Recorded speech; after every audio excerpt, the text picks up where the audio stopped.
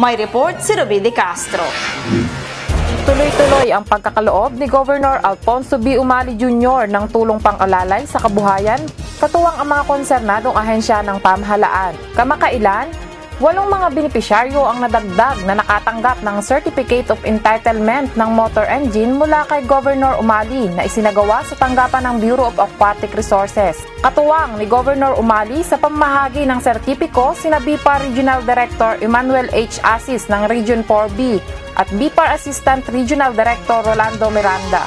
Kabilang naman sa mga naging benepisyaryo sina Robert Bargabino ng Barangay Ibayo Pola, Albert Morris ng Maidlang, Lorenzo R. Barrientos ng Nabotas, Barcelito Melendres ng Parang, Jeffrey Abaca ng Ibabais, Ismael Aquino ng Suki at Francisco Asinas ng Ibaba West, Calapan City.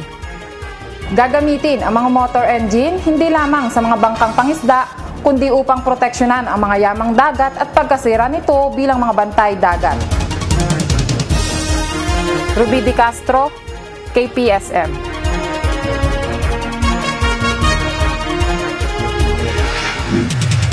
Nalalapit na ang Aliwan Festival na karaniwang idinadao sa Maynila. Isa itong kompetisyon ng lahat ng festival mula sa iba't ibang lalawigan. Sa Oriental Mindoro, nakatakdang ipasa ang resolusyong gawing opisyal ng festival ng lalawigan ang Pandanggitab. Kaya naman ang sumapit ng kapistahan ng Bako, ang Pandanggitab ang naging tampok na gawain dito. Yan ang report ni Beverly Aguila. Isang mahalagang simbolo ng mayamang kultura at tradisyong likas sa Oriental Mindoro. Isang natatanging sayaw na nagtatampok sa talento at galing ng mga Mindoreño sa larangan ng masining at malikhaing pagsasayaw. Iyan ang Pandanggitab Oriental Mindoro. Kaugnay nito, nakuha ng Bako Catholic School ang first place, 20,000 pesos, tropeo at Certificate of Appreciation sa ginanap na Pandanggitab Festival sa bayan ng Bako nitong nakarang ika-19 ng Marso. Ang BCS ang magiging opisyal na kinatawan ng Bako sa isasagawang taunang Provincial Pandanggitab Festival. Halaw mula sa mga salitang Pandango at Dagitab, ipinakita ng mahigit sa 100 mag-aaral ng BCS ang kanilang galing at husay sa pagsasayaw, dala o suot ang iba't ibang klase ng ilaw sa street dancing competition sa kahabaan ng pangunahing lansangan sa Bako. Sinundan ito ng in-place dancing sa loob naman ng kanilang munisipyo.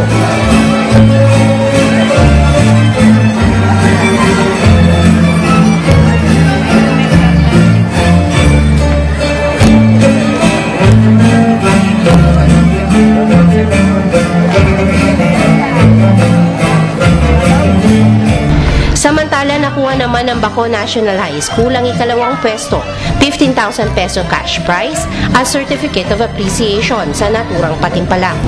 Ayon sa tradisyon, ang mga ilaw ay dala ng mga may bahay na nagbibigay liwanag sa mga mangingisda habang nasa laot. Ito rin ang mga ilaw na sasalubong sa kanilang pag-uwi sa madaling araw. At ang ilaw na naghahatid ng masaganang ani na simbolo ng pag-asa at magandang bukas para sa mga mamamayan. Ang patimpalak ay isa sa mga naging tampok na gawain sa pagdiriwang ng kapistahan ng naturang bayan sa pangangasiwa ng Bako Tourism Office sa pamumuno ni Ginang Emily S. Naling. Ang pagsusulong ng Pandanggitab bilang panlalawigang kapistahan ay bahagi ng patuloy na pagtataguyod sa natatanging kultura, tradisyon at turismo ng pamahalang panlalawigan ng Oriental Mindoro sa pamamagitan ng Provincial Tourism Office sa pangunguna ni Supervising Tourism Operations Officer Orlando B. Tizon. Susunod, K4 Movement nakasuporta sa mga programang pangkabataan. At tampok ngayong edisyong ito ang Sulyog Festival ng Bungabong sa seryeng Dito Kayo ang Bida ni Randy Digma. Kang liwayway na naman,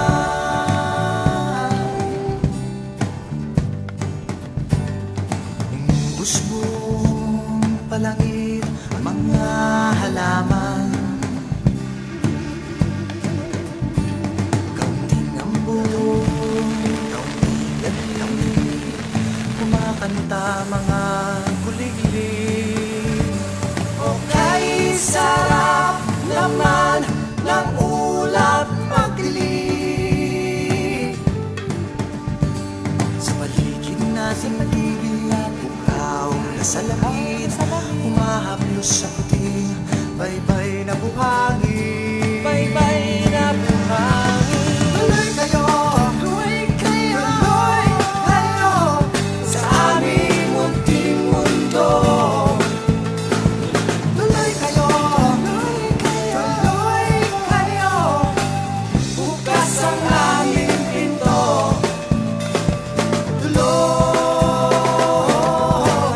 tuloy kayo.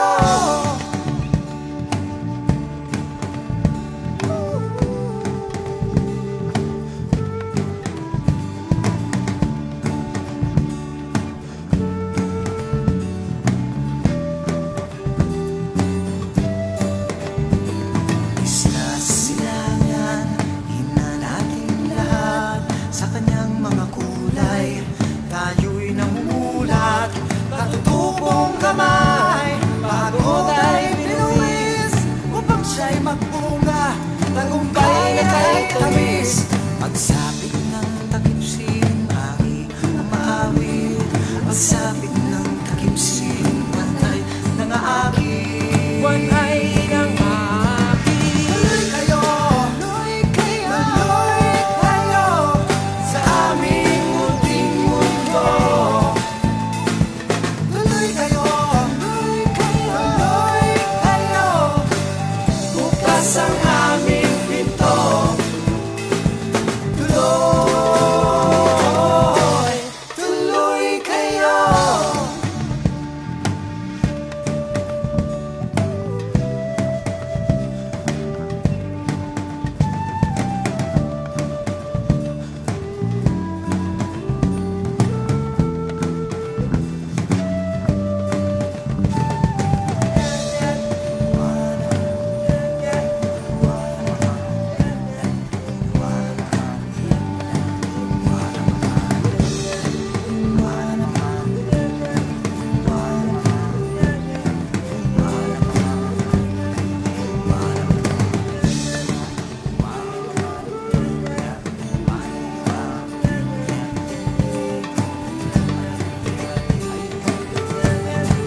Tuloy kayo, tuloy kayo, tuloy kayo sa aming munting mundo. Tuloy kayo, tuloy kayo, tuloy kayo, bukas ang aming pinto. Tuloy, tuloy kayo.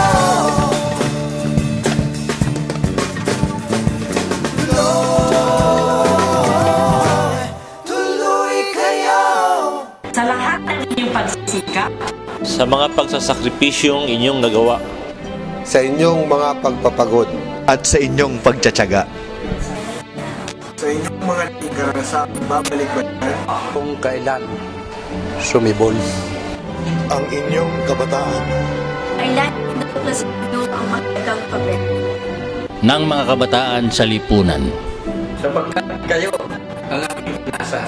Para sa maayos na kinabukasan ng ating bayan. dahil tayong kabataan. Ang tunay na pag-asa ng ating bayan.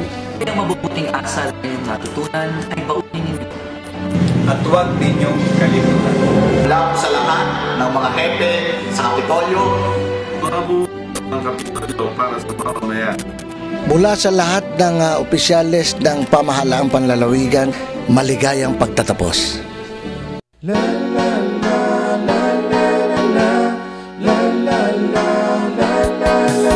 Mga araw na kay saya, puno ng kulay at karanasan. Mga bagay na masarap alalahanin, babalik-balikan. Panahon kung kailan sumibot ang kabataan. Love moments, halakagan at mga kalokohan.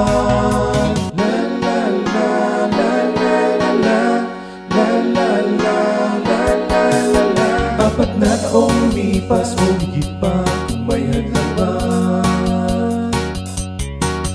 Dahil napabarkada o maari sa hirang kahirapan. Mga balakid na sadyang mahirap natin kalimutan. Subalit nakapagtatag naman ng ating katauhan. Ngayong sasabit ng iyong pagtatapos, hirap at pagod ni nanay at tatay na inuos. Sa wakas, masusuklian mo na at may papaabot. Salamat sa kanilang pag-aanay at pagpapagod. Sa wakas ang mga pagpupuyat, pagising ng maaga, walang katapusang assignments at proyekto sa asignatura. Mga deadline at submission kung di magawa ay babagsak ka o di kaya naman buong taon kailangan mong ulitin pa.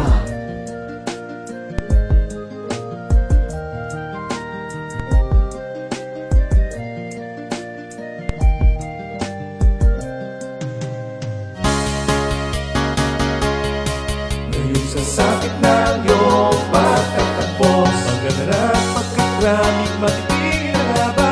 Pagsusunog ng kilay, magiging isa na lamang araan. Dahil diploma ng pagsisikap, matatanggap mo na.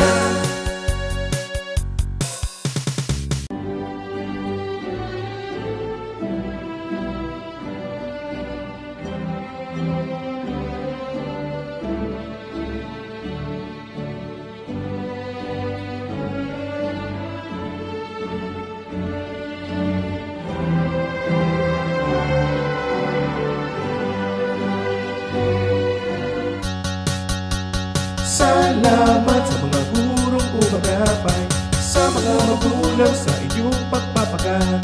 Salamat sa sakripisyong inyong inialay. Salamat,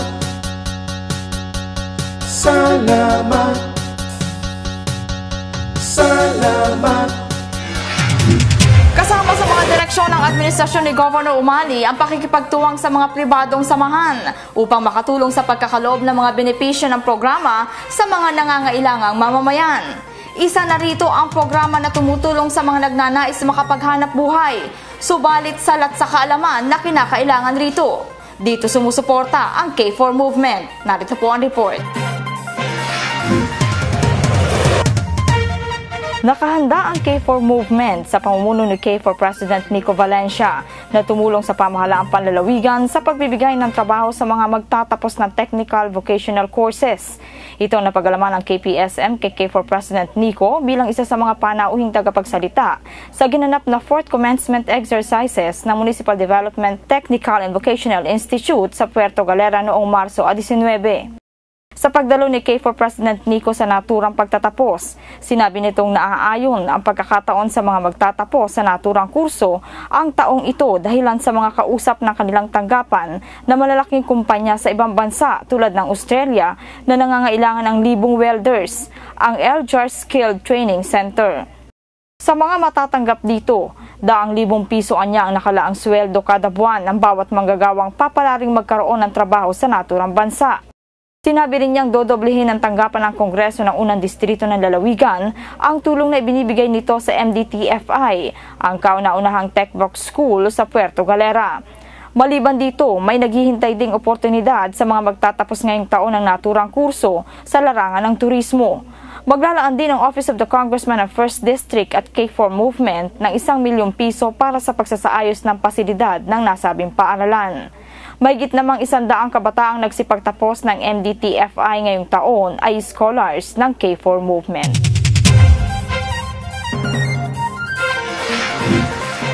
At para po sa inaabangang taong-taong festival, tampok namin ngayon ang Sulyog Festival ng Bungabong sa Dito Kayo ang Bida ni Randy Digma.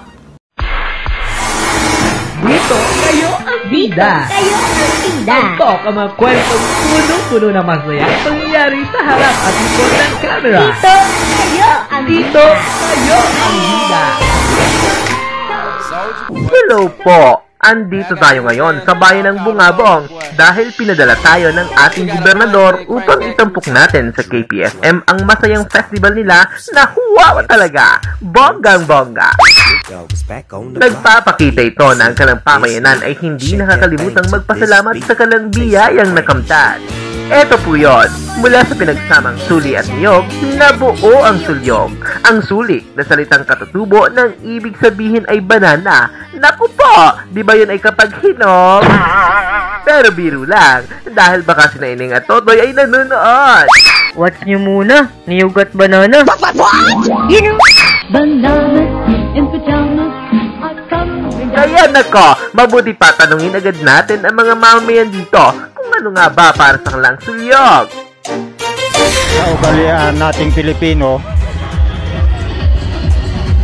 na ginaganap natin taon-taon upang masariwa natin ang mga produktong pananim. Una-una po ang saging at niyog na number 1 produkto dito sa ating lalawigang Mindoro. Inga! Sulyog Festival po ay tungkol po ito sa pagdiriwang ng bungabong tungkol sa saging at niyog. Tigo! Ang Sulyog Festival po ay yung saging, uling at niyog. Tuwing piyesta po ng bungabong, ginaganap po yung street dancing, tapos yung mga peldemo po. Yung po masasabi ko, napakaraming tao, mas marami pong tao ngayon. Ang totoo! Okay mga ka-KPSM, nasasaksihan nyo po sa likuran ko ang napakaraming tao at ilan lamang sa kanila o marami sa kanila ay hindi taga rito sa Bungabong pero dinarayo nila ang Sulyog Festival. At sabi nga kanina lamang, ang Sulyog Festival ay kombinasyon ng tinatawag na banana at saka niyog, kung saan nga ay tampok ang pagpasalamat nila sa kanilang mga inaani. Sa aming pagbisita sa bayang ito, Mayor Bobot Umali agad naming kinumusta. Mayor, kumusta naman ang inyong bayang kay ganda? Yes, thank you very much and welcome sa inyo po dito sa bayan ng Bungabong. Ano ba layunin ng inyong pagdiriwang na ito?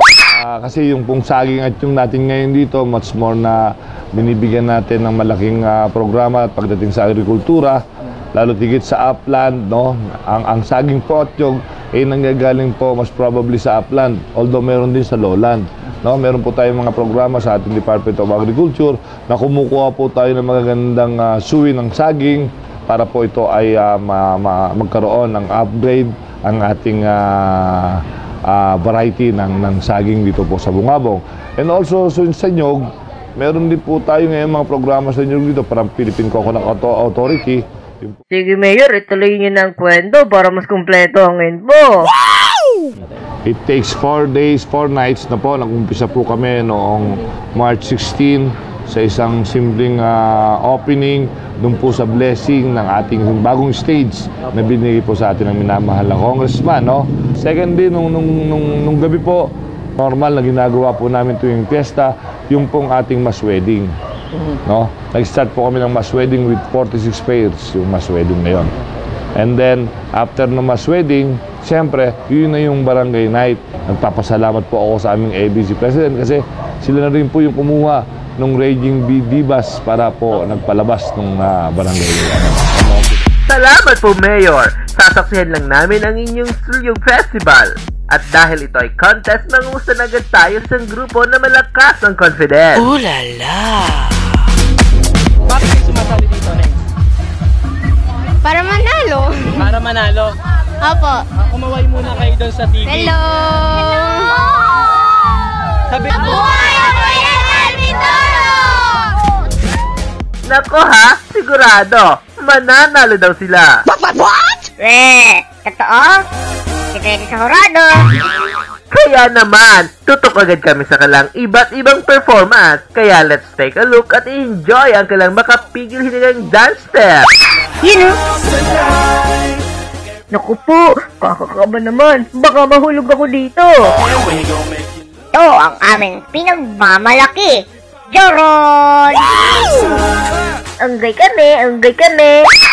Bakit? Sinabi ko bang sa Iboy ka ha? Nako, kailangang i-full blast na natin ang panonood at saksihan ang mga nakakatuwang eksenang eksklusibong dito nyo lang mapapanood. Roll DDR! Wow! All my bitches love me. You ain't fucking with my Dougie. Teach me how to Dougie. Hoy! Tabi kayo! Baka mainis si Kuya Rene. Diyan pa kayo sa unahan ay nagkukuha siya ng video eh. All my bitches love me. Relax! Bitches love me. You ain't fucking with my Dougie. Ito ang bagong steps ng Teach Me How to Dougie. Teach me how to Dougie. Teach me how to Dougie. Teach Teach me how to Dougie. Teach me how to Dougie. All my bitches Bigay na bigay naman si ate, oh. Tingnan nyo. Ooh la la. Viva Suldog Suldog! Viva San Jose! Teach me how to Dougie. Teach me how to Dougie. Eto naman, social, di ba? Tika, sino ba siya? Ibo, ikaw ba ulit yun? Hindi no, siya si E-Girl. Mahaba kasing hair. Heto naman po ang usong dance step ng Super Bass.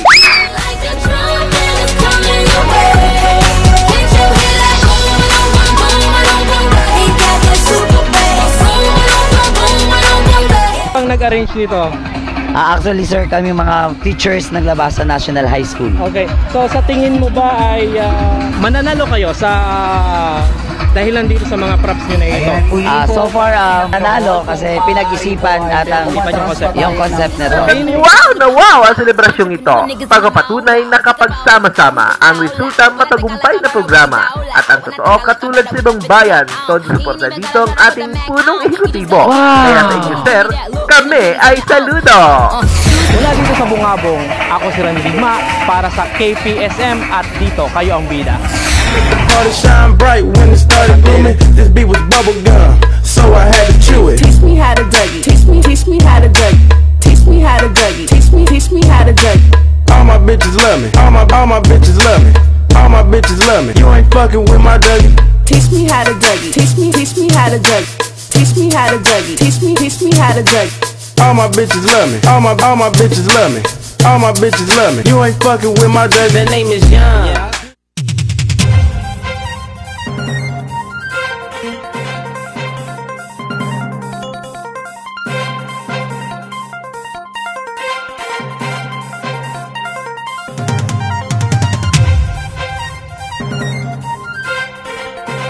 At yan po ang kalipunan ng mga balitang tinipon ng Provincial Information Office. Sa mga hindi nakapanood ng aming programa ngayon, i-type lang sa YouTube ang Oriental Mindoro KPSM upang mapanood ang edisyong ito. Para sa iba pang kaalaman, ugaliing mag-log on sa aming Facebook account, ang Oriental Mindoro Kapitolyo para sa mamamayan. Ako po muli si Fe Aquilizan de Leon, dalangin po ng sambayan ng Mindoreño, naway patuloy na bumuhos ang mga biyaya sa ating lalawigan.